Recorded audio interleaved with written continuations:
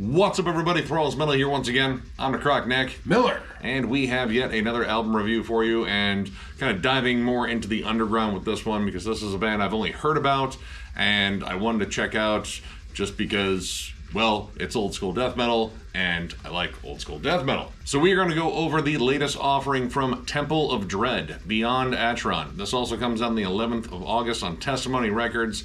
This band formed in 2017 in Germany. This is their fourth album overall, and honestly the first time I've ever sat down and listened to one of their albums. I've jammed like tracks intermittently from other ones and thought it was like, yeah, this is pretty good. It sounds pretty familiar. This, however, is my first venture into the band at all. I haven't listened to anything really, and he told me, I was like, oh, you'll like it, it's old school death metal. And yeah, you're right. That was a guess. Like, that was a guess. Like, it was advertised as old school death metal, and based on the couple of tracks I had heard from previous albums, like, yeah, this was very much rooted in a very classic sound. Mm-hmm. This band actually features current and ex-members of the bands Slaughter Day and Adversum, which Slaughter Day is kind of similar to this band, a little bit more death doomy in spots, and Adversum is just bleak, ugly, blackened funeral doom. It sounds like the whole world collapsing in on your forehead and you dying from it. So yeah, good stuff. Really, really pleasant listen. But it sounds like I'd be into it. Oh yeah, no, I'll look it up after this. It's slow and miserable, and yeah, no, you'd probably dig it. Yeah.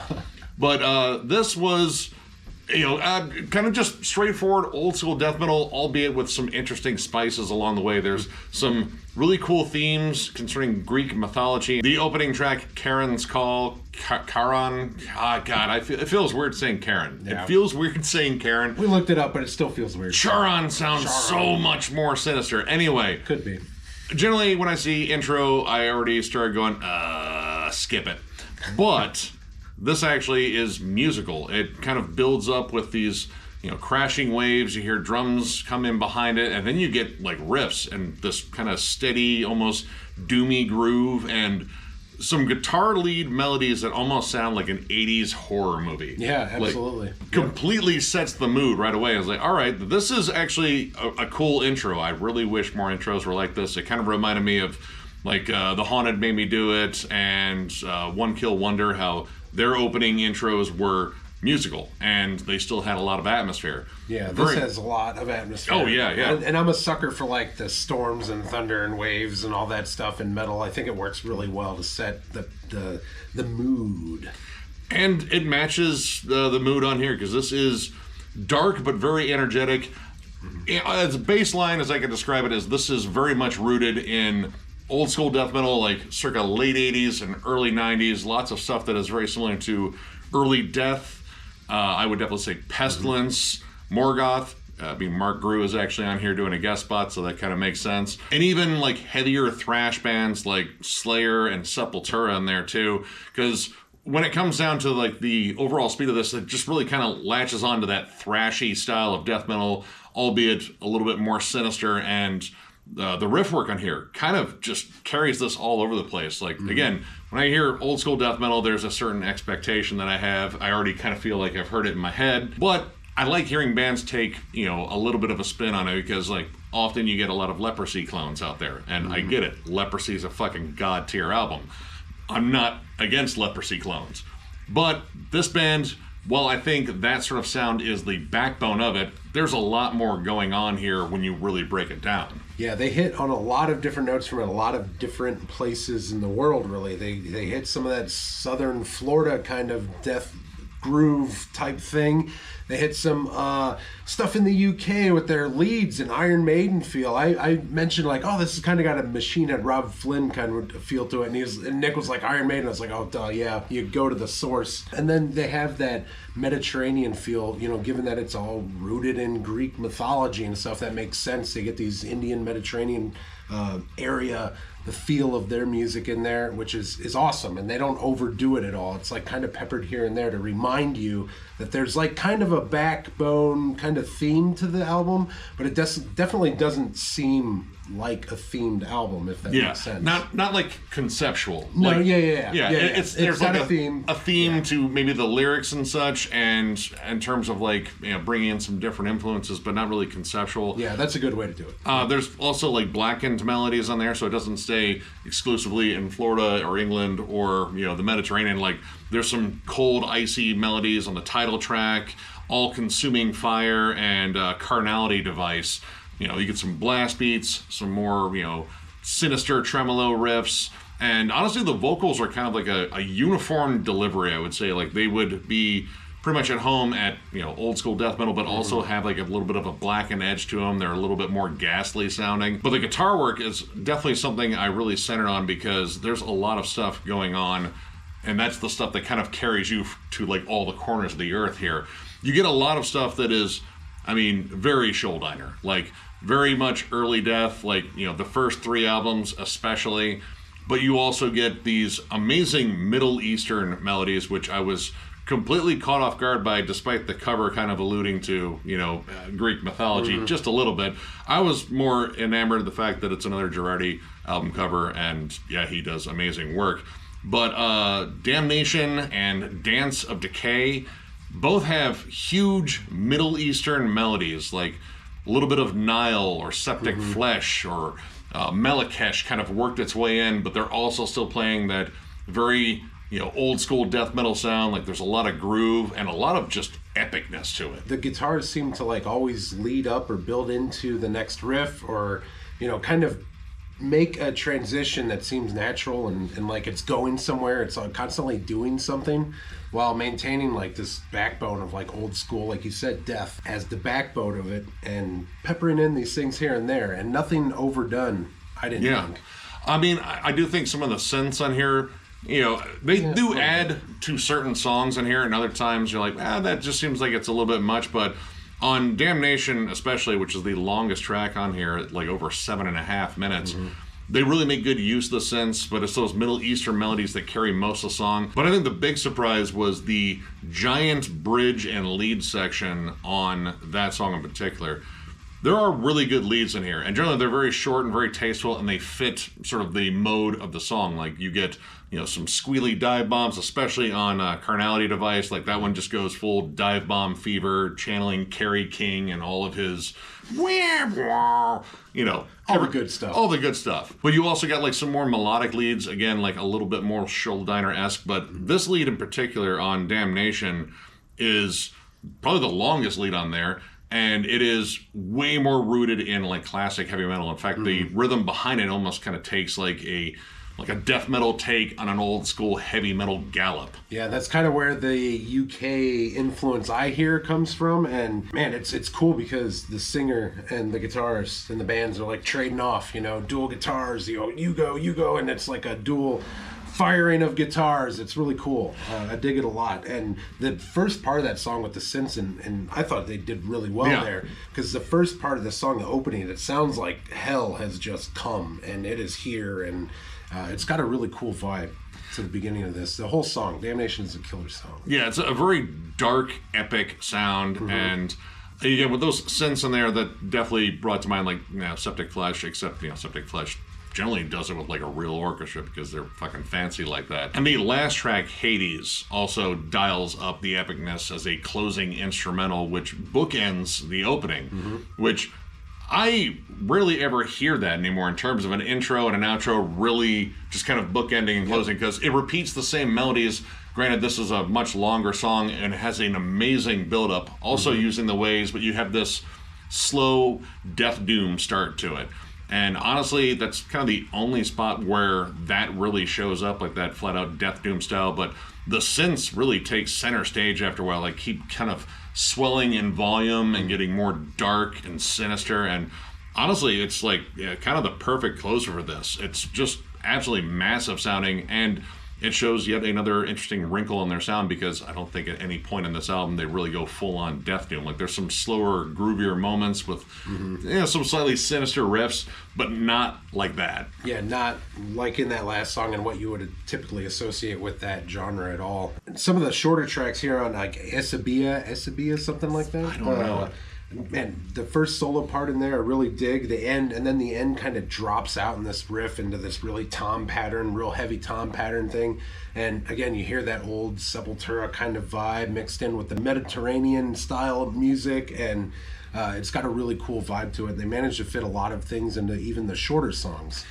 Yeah, I kind of like how this album flows. Like, you get some, very like good setup songs right away, like the title track. And then towards the middle, you get this more like kind of epic vibe with Damnation, and Dance of Decay also brings in a lot of cool Middle Eastern melodies, as well as rhythms too. There's like kind of like that sort of, don't like it's it really dances around. It does. It dances around a lot of ideas and concepts, like you said with that. It's the most danceable drum pattern on the album, and it fits really well. Like, it captures a whole vibe, and it still remains very sinister. Oh, the intro to that, like the start of that song, just hits you in the face, especially coming off the song before it, which just kind of leaves you on a whisper or trail a little bit, and then this one comes in. It's like, boom, here we are. Woo! Again, props to the guitarist, because man, like he knows how to weave between these melodies and such, like, switching from those Middle Eastern patterns to like those more classic crawling death harmonies and shit, and it keeps this mood very dark, but also like, I don't know, kind of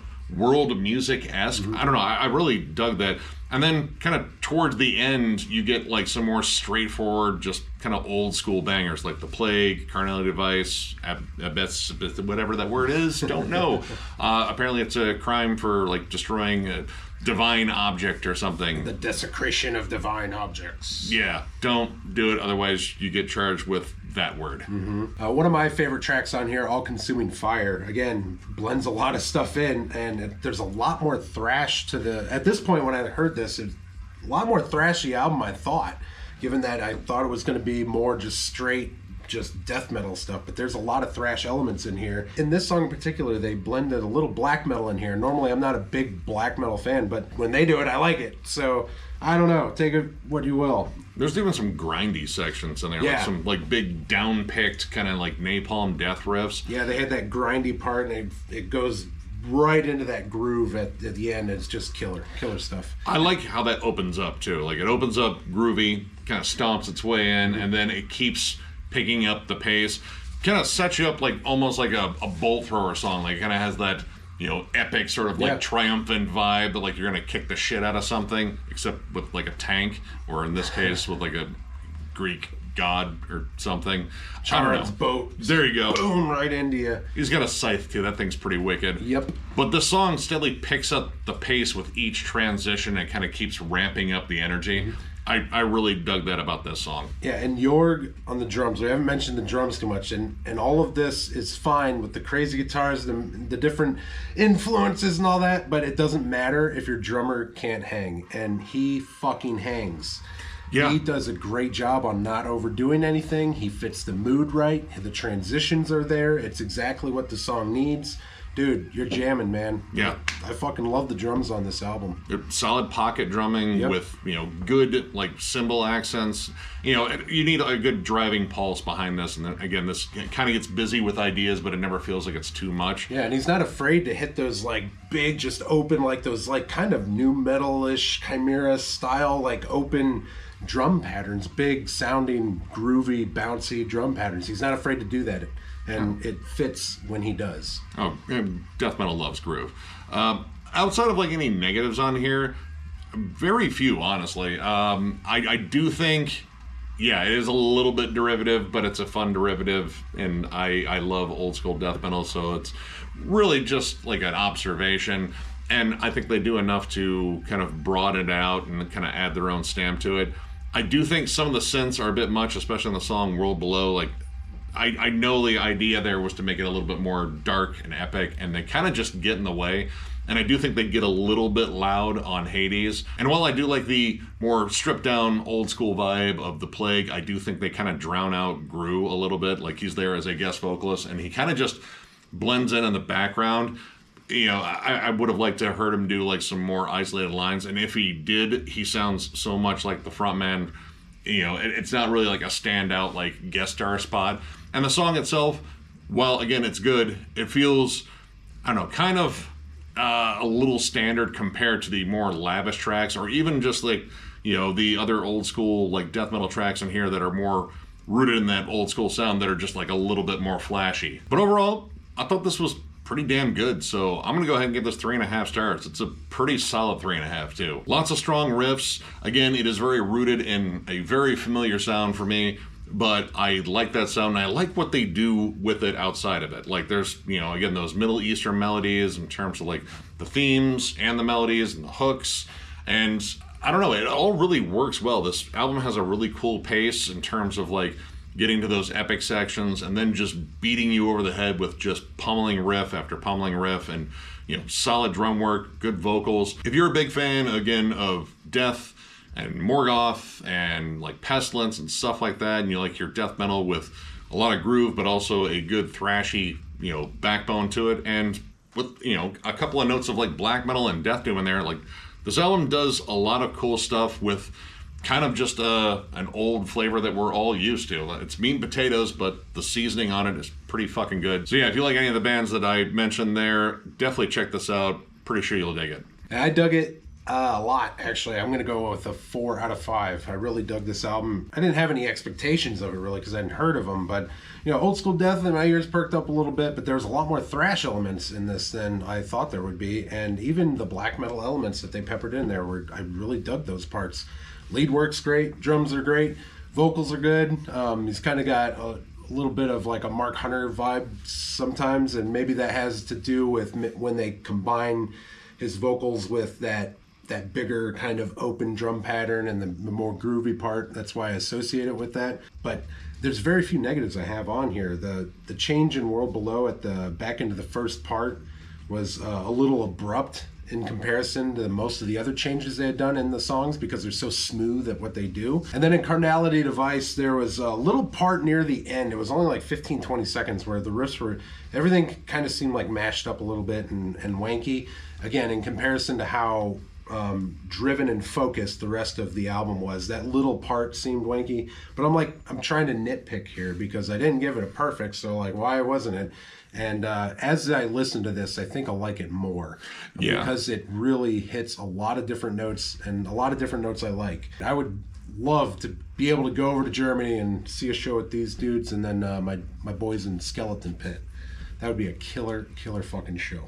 So, if you enjoyed this review, give it a thumbs up, and if you're new to the channel, subscribe, because we do stuff like this all the time. We are also on Patreon. If you'd like to help us out there, there's a link down below to thrallsmetal.com. While it is currently under construction and will be popping up here soon, because once we get our shirts. We order our shirts. We are just waiting for a large box to arrive filled with shirts, and we will let you know, because we will definitely do a video and probably a giveaway for one of these said shirts, because we're really proud of how they fucking look. Mm-hmm. As usual with our last bit, we thank you, all of you, for watching us and enjoying the content and enjoying this beautiful mug along with Jammin' John and Shred.